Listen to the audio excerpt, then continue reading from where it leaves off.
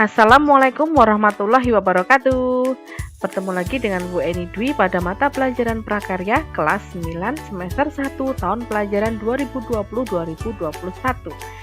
Pada pertemuan kali ini, Ibu masih akan mengulas mengenai materi pengolahan hasil peternakan dan perikanan yang diolah menjadi makanan yang siap saji. Oke, sebelum melanjutkan materi yang kemarin yang kalian sudah kerjakan, Ibu akan mengulangi lagi apa itu peternakan dan apa itu perikanan. Peternakan dan perikanan bukan hanya sebatas memelihara dan pemeliharaannya saja, namun secara umum kedua kegiatan tersebut dapat dimulai dari proses praproduksi, produksi hingga ke pemasaran. Apa itu perikanan? Perikanan adalah kegiatan yang berhubungan dengan pengelolaan dan pemanfaatan sumber daya hayati perairan. Sumber daya hayati perairan yaitu mencakup ikan, amfibi, dan berbagai macam vertebrata. Kemudian, apa itu peternakan?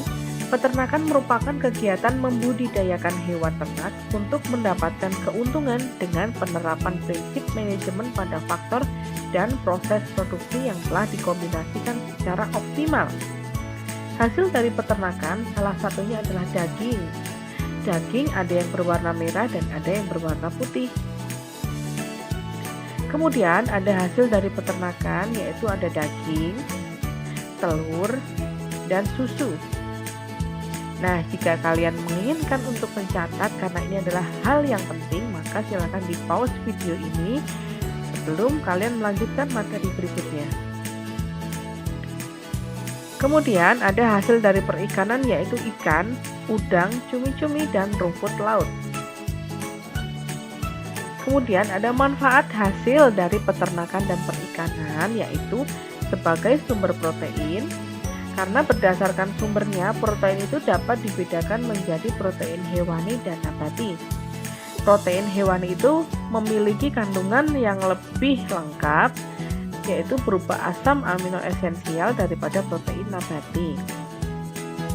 Kemudian ada fungsi protein, yaitu sebagai enzim yang membantu reaksi-reaksi kimia yang terjadi di dalam tubuh. Fungsi protein lainnya adalah sebagai molekul pengangkut, misalnya hemoglobin yang berfungsi untuk mengangkut oksigen, sebagai penyusun komponen sel, sebagai alat pertahanan tubuh, sebagai alat pengatur fungsi fisiologis, dan sebagai cadangan nutrisi.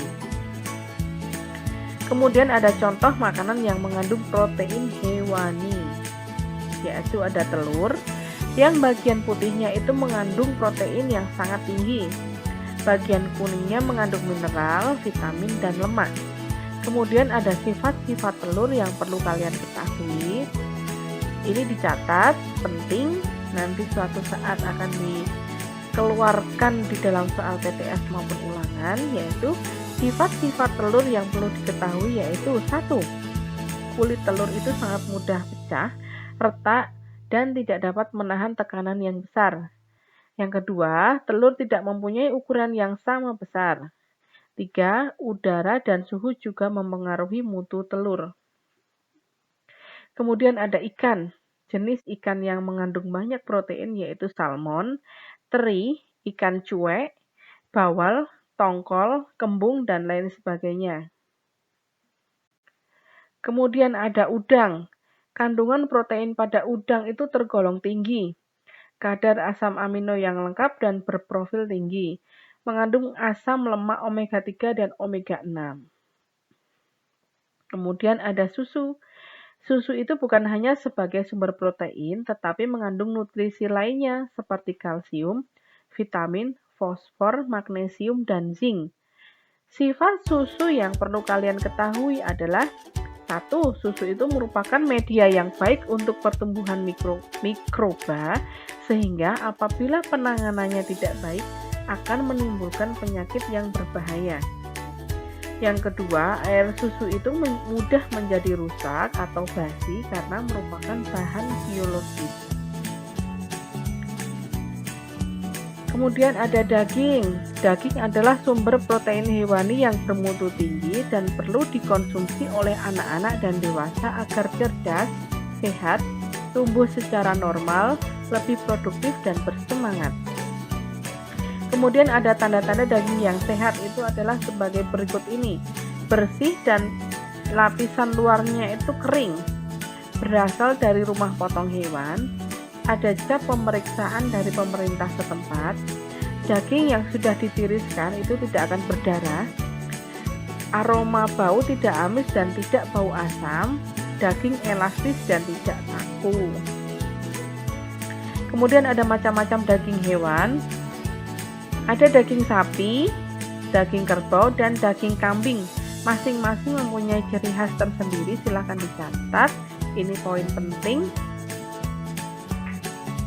Boleh di-pause dulu videonya.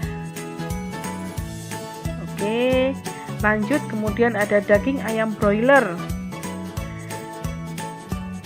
Silahkan dicatat, di-pause dulu videonya.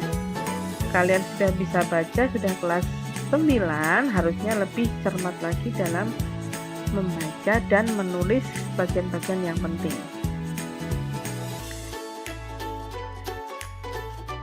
Oke, sampai di sini pertemuan pada materi pengolahan.